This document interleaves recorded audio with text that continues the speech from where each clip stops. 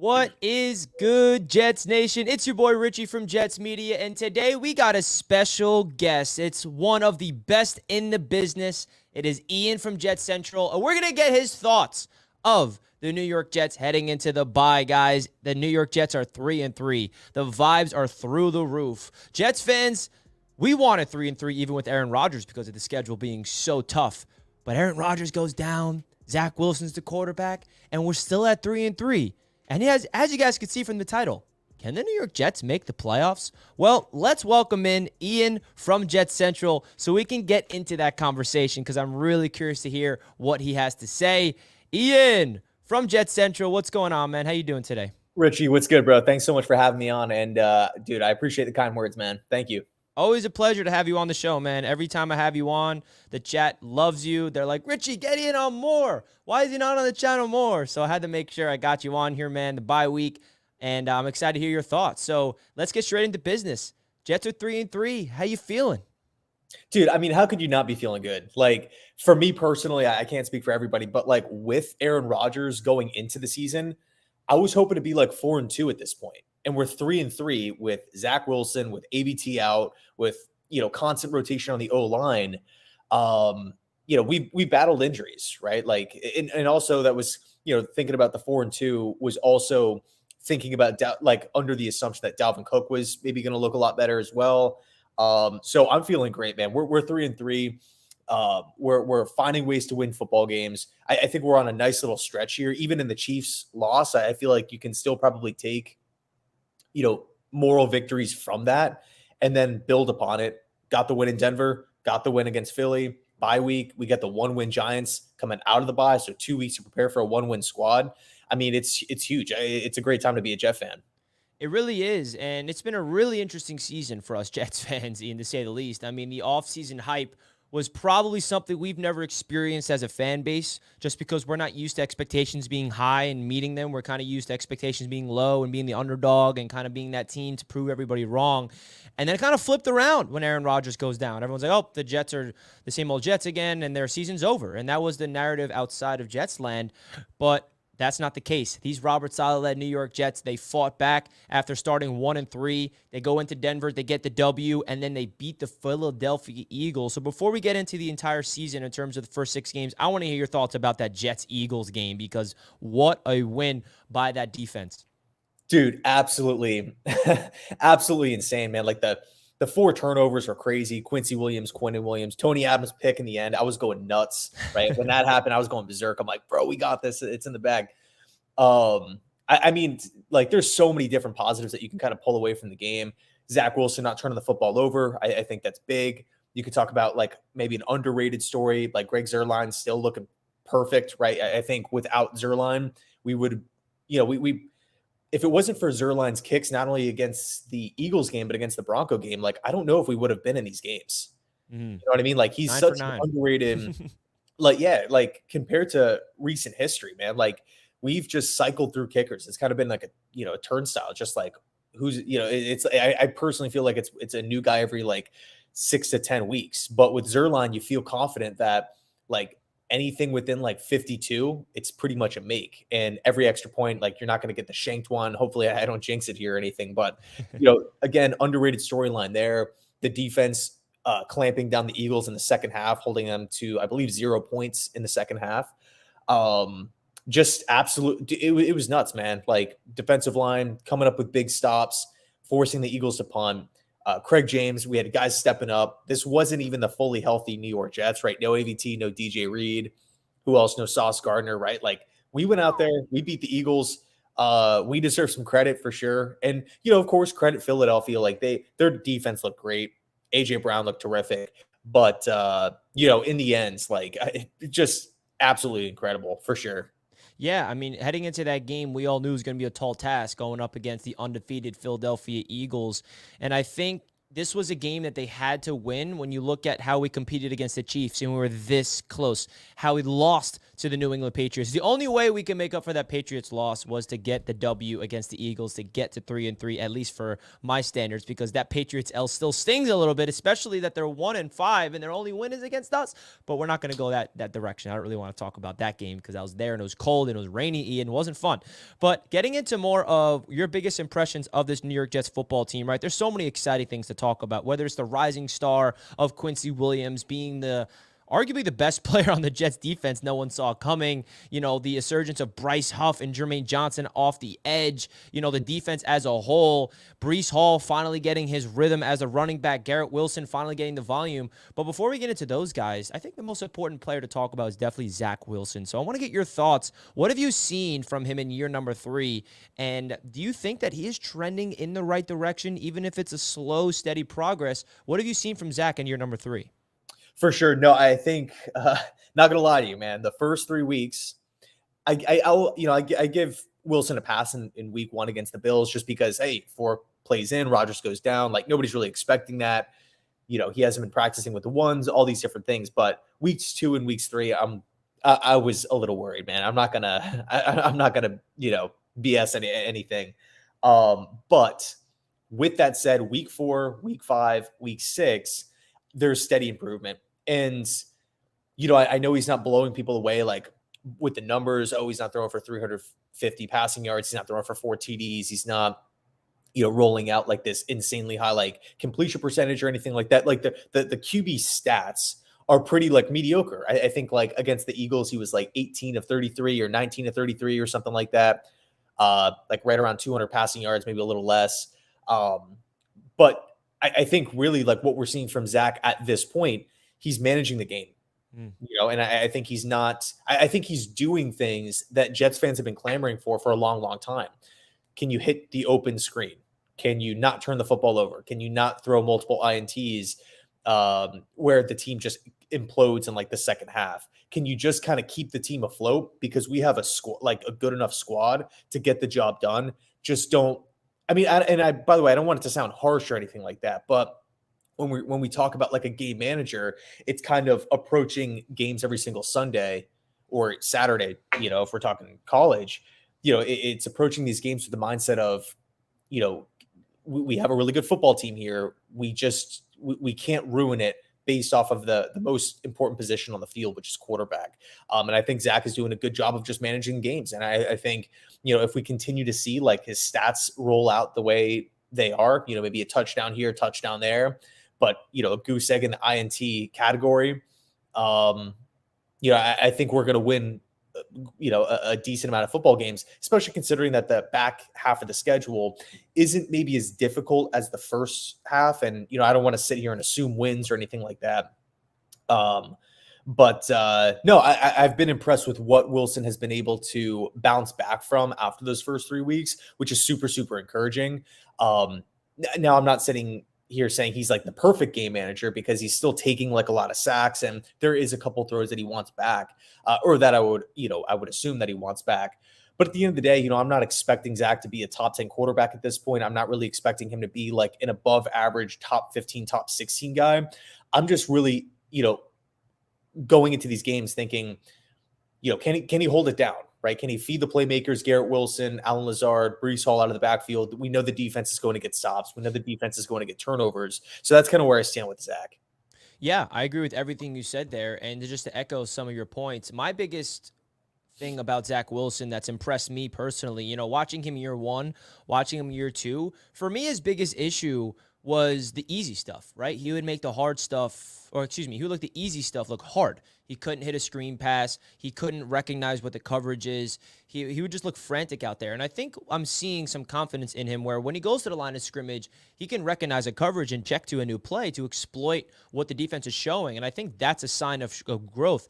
And I think we all know that Zach Wilson's issues with the New York Jets throughout his entire career here has never been a physical talent issue. It's been more of the mind, at least in my opinion, where he can't really, understand what the defense is showing. He gets confused. He's only looking at his first read. And I also think his fundamentals and his accuracy has been really up, especially from his standards of where he was. Now, listen, he was so bad to the point where just an improvement is going to bring him to league average, if not just below league average. And that's what he is right now, which, hey, you got to improve somewhere before you can take that big leap forward. But I think also what's been impressive for me, Ian, is his off the field maturity. I think that has really progressed him as a good quarterback, or at least a quarterback where the team is rallying around him. I think his accountability has been off the charts, his leadership, and those are the types of things you have to be able to do in order to be a franchise quarterback. Now, I'm not going to call him a franchise quarterback just yet because he has a lot to prove to me personally and Jets fans across the world enough to be the franchise quarterback, but I've definitely seen a quarterback that's like, okay, we could win with Zach if the defense is playing the way that they're playing, if the run game can continue to feed Breece Hall and the special teams is balling out. But if Zach Wilson does figure out little improvements week by week and they can just somehow, some way score touchdowns, then we are going to be a hard team to beat. So that's into my next point. The elephant in the room, Ian, is we can't score touchdowns in the red zone. I mean, we are an offense that can move the ball. We can get into the red zone. We have playmakers. Garrett Wilson's really coming of his own in year number 2. Breece Hall has been really dominant on the ground, but for whatever reason, they can't get it in the end zone, in the red zone. So what do you think the biggest issue with that, and what do you want to see from Nathaniel Hackett in this bye week to kind of figure out creative ways to score some more touchdowns? I think it's kind of, to be honest with you, like a combination of a few things. Number one, to me, the Jets move the ball pretty effectively, within the 20s. When we get to that 25, 20-yard line, it does seem to me, at least, like there is a change in maybe philosophy. There's a change in how Hackett calls plays, and it definitely shifts into more of a conservative route where, we understand that we have a good kicker. We understand that, our defense is really, really good and could potentially, go grab a turnover, go get a strip sack, fumble, whatever the case is, on the following possession. We know the defense is going to keep us in the game. So we're in the red zone. It's a free 3 points here. If we get in for 6, great, whether it's, Breece Hall run or whatever it is, a Dalvin Cook run. But it doesn't really seem like Hackett, I'm specifically ruling, separating Hackett here because he's the one calling the plays.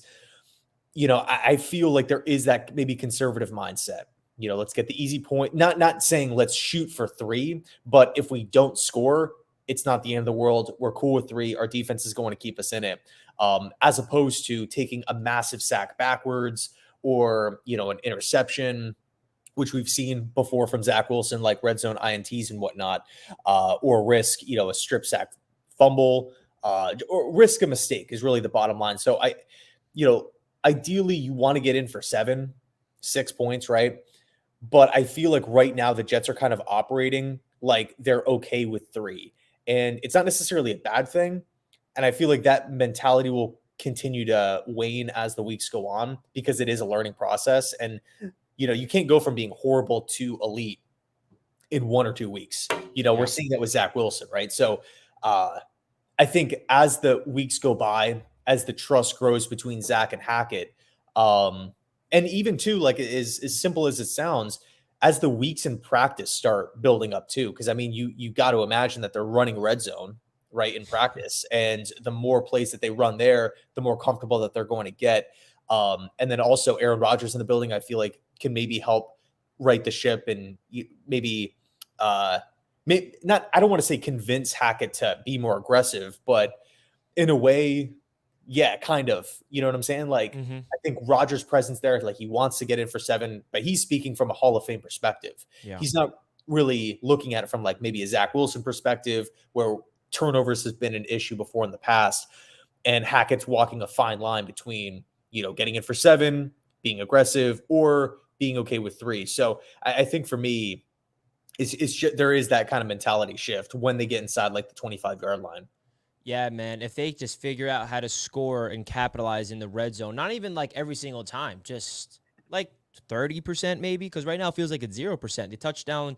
The only touchdown we had in the red zone the past 2 games was Breece Hall when Tony Adams got them there, and they basically let him score. So that's definitely going to be, if the Jets can figure that out, we're really going to be a hard team to beat, especially with the way this defense is looking so far this season. Folks, if you're enjoying the show, it would mean a lot if you can simply hit that like button. If you're enjoying the show here, Jet Central is joining the house. If you're not subscribed to Jet Central, which I'm assuming every one of you that's watching this is, please make sure you guys go check out Jet Central. That link is down below in the description. Go support Jet Central out there on his channel. I greatly appreciate you joining the show as always. Just a few more questions before we get out of here, Jets Central. What is your favorite rising star for the New York Jets, or who is rather, right? There's so many, and I don't want to name them, right? I want to put this in your corner because there's so many guys that's just rising right now, Ian, and I'm curious to hear, out of all the guys that's rising to the occasion, who's been your couple favorites?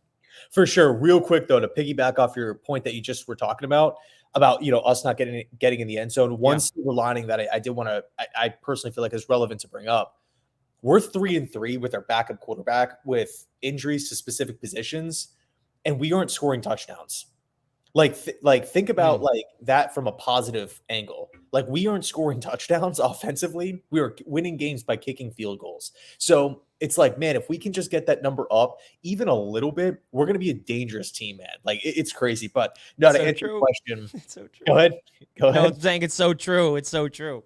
It's wild to think about, but for me, it's Quincy Williams. I mean, Quincy Williams has been my favorite player for really since he's arrived with the Jets.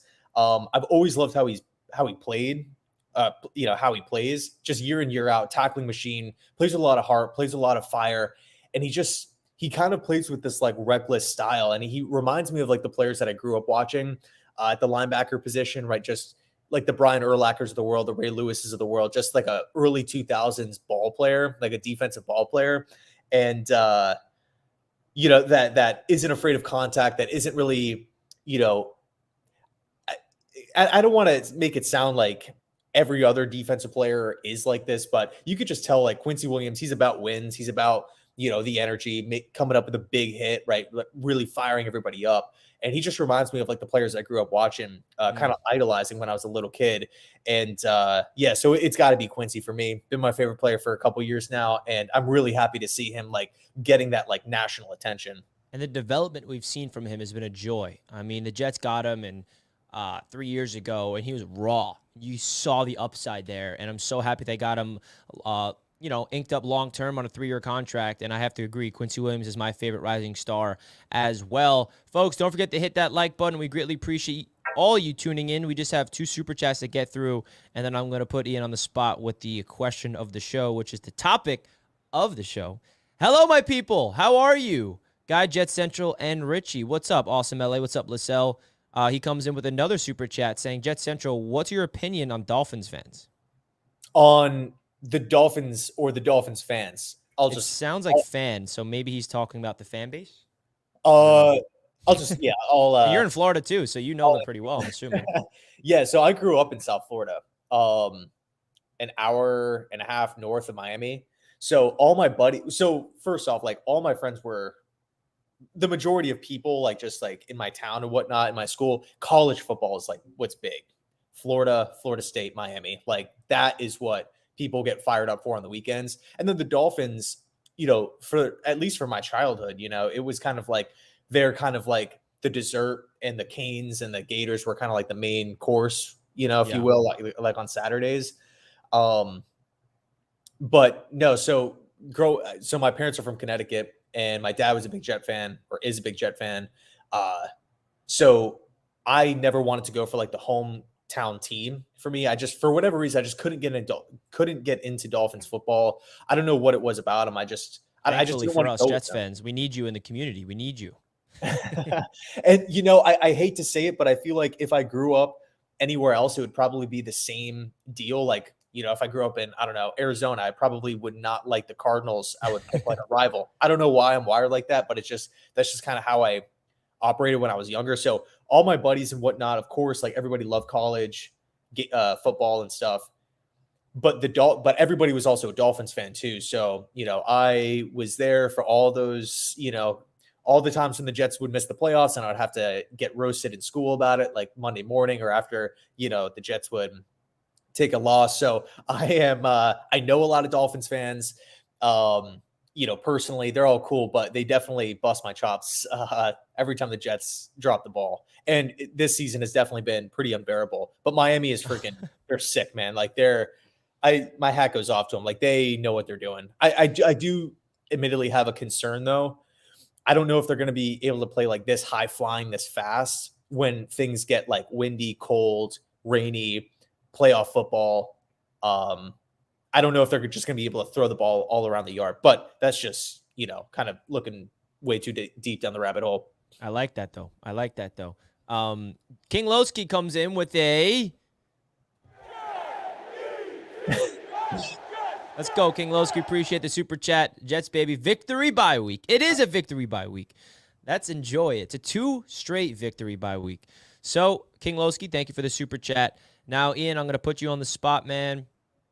Can the Jets make the playoffs? Now, I know it's only week 7, and it's like, relax, Richie. We have 11 more games to get through before we can actually say this with any reality. But I'm looking around the AFC conference, and I don't really see anybody in the wild card race separating themselves. It feels like it's really tight-knit. A lot of 3-3 ball clubs. Unfortunately, the Bills were this close to losing on Sunday night, which would have helped this even more. But there's a lot of football to be played, and we know that the Jets just got through the worst part of the schedule, and it's not going to be easy to go out there and go up against these NFL opponents just because the schedule gets lightened up against the Giants and all these other teams. But what's your confidence level in the Jets actually figuring out a way with Zach Wilson, and may I add, if Aaron Rodgers somehow does return, what's your confidence level in them making the postseason this year, Ian? Yeah, so my confidence is pretty high, but I will say I think we have to continue to improve, whether that's Zach Wilson taking steps in the right direction, whether it's Hackett continuing to roll out good game plans, whether it's as simple as getting healthy, right? DJ Reed, Sauce Gardner back, whether it's Joe Douglas maybe adding a piece at the deadline. I think this version of the Jets, like the version where, we aren't scoring touchdowns and, we look at the team stats and, even though the Jets won with the 4 turnovers, like against the Eagles ran more plays. They had more yards. They had more time of possession. They were flagged less. They were better through the air. Philly won in numerous categories, but yet the Jets won the game.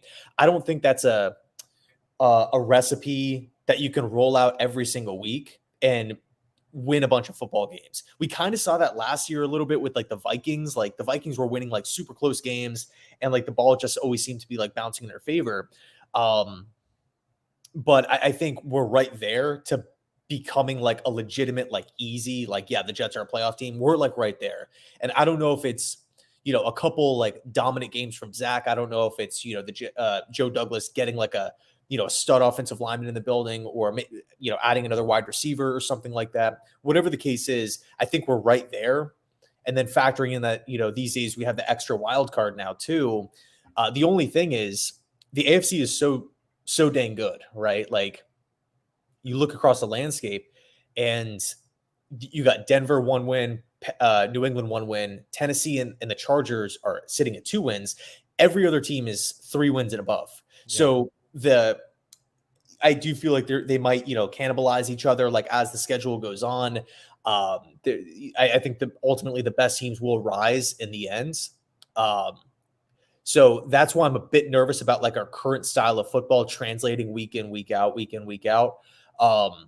But I have confidence because I do feel like we're right there. Like we're right on the cusp of really making a solid push, and not only just getting to the playoffs, but being a legitimate threat. Because my goal isn't like if we limp into the playoffs and then just get our doors blown off in that first game, I'm going to be a little disappointed. So if we're going to be really shooting for the play, like my goal right now is to hit this bye week, right? Prepare for the Giants. Again, the 2 weeks to prepare for the 1-win Giants. If we can get that game, we're 4-3, 1 game above 500 with 24, 48 hours before the trade deadline. So I'm thinking we could be buyers. We can maybe move like a mid-round pick or a futures pick or whatever. I mean, these guys are not going for a whole lot. Like we all saw what Hardman got in return, like a late round pick swap, like what Van Jefferson went for. Like these guys are not being moved for a whole lot. I want the Jets to be buyers 100% at the deadline. For the first time in our lives, it feels like. Yeah, for real. So that's kind of my mindset with it. Yeah, and one final quick question. How many wins do the Jets need to make the playoffs this year with the AFC? Like, how many wins do they need to get to make it? I'm gonna say Like 9 or 10? Probably I'm 10, gonna say right? 10. I'm gonna say Yeah. 10. Yeah, I say 10 as well. Well, folks, you heard it here from Jet Central himself. Thank you so much for tuning in, guys, in the chat. We greatly, greatly appreciate it. Again, make sure you guys check out Jet Central's YouTube channel down below in the Thank you. description. And make sure you guys hit that like button as well if you guys enjoyed the show. Ian, always a pleasure to have you on Jets Media. The invitation is always there for you to join the show. Anything else you'd like to say? What's going on your channel or you want to say to the people before we wrap things up? No, man, just I appreciate it. Appreciate everybody watching, hanging out, and appreciate you for having me. I'm always down to come on. Yeah, always a pleasure to have you on. Let's go, Jets. Everybody enjoy this weekend of stress-free football before we go over there and beat the Giants at MetLife Stadium next week. So peace out, everybody. Enjoy the rest of your Friday and enjoy your weekend. Later.